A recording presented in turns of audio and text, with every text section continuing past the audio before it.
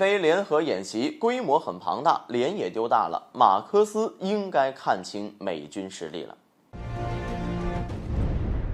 大家好，欢迎来到振宇在线。随着菲律宾不断向美国靠拢，双方的军事合作也在不断加强。前不久呢，美菲两国大张旗鼓地举行了联合演习。之所以说是大张旗鼓，主要是因为庞大的演习规模，参演人数呢超过了1.7万，差不多呢是去年的2倍，还请来了日本等10多个国家的观察员。很明显，美国想借着这次军演呢，提升在南海地区的军事存在感。但很奇怪的是，联合军演进行期间呢，并没有在国际社会上掀起太大的水花，反而是演习结束后出现了大量的媒体报道，还特地的强调了吕宋岛，想营造着美国想要介入台海局势的氛围。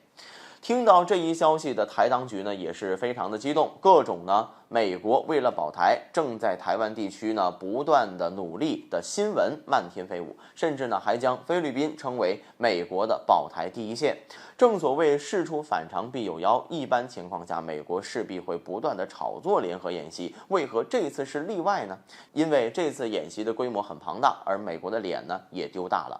这件事情呢，还得从美国的一家媒体爆料讲起。报道表示，美菲的这次联合军演的一大重点呢是模拟击沉中国军舰的行动。但是值得注意的是，美国在美菲联合演习中加入火力试射，说明呢对该系列的军演呢越来越重视。另外呢，美菲两国都对这次的试射居以厚望。美国拿出了海马斯火箭炮，而马克思呢则亲自前往现场试射。但是美国怎么也没有想到，让他们丢脸的正是这次试射期间呢，一共发射了6枚海马斯，可是全部都偏离目标，0%的命中率，让他们的脸呢丢大了。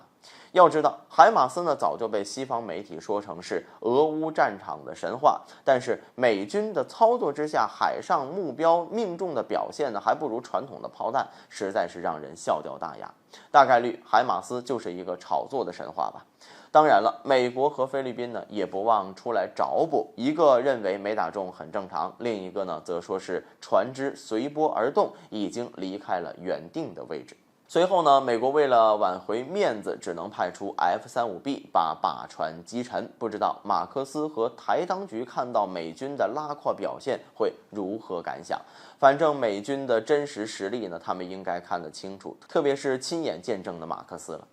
整体上来看呢，美菲联合军演看似轰轰烈烈，针对中国的意味呢也非常的浓厚，但是现实非常骨感，并没有起到什么威胁的作用，反而暴露自身的反舰作战的能力的落后，连攻击一个不设防的靶船都十分费劲。如果美国靠着如今的实力开战，不但无法从中国海军身上占到便宜，甚至呢非常可能被解放军打得找不着北。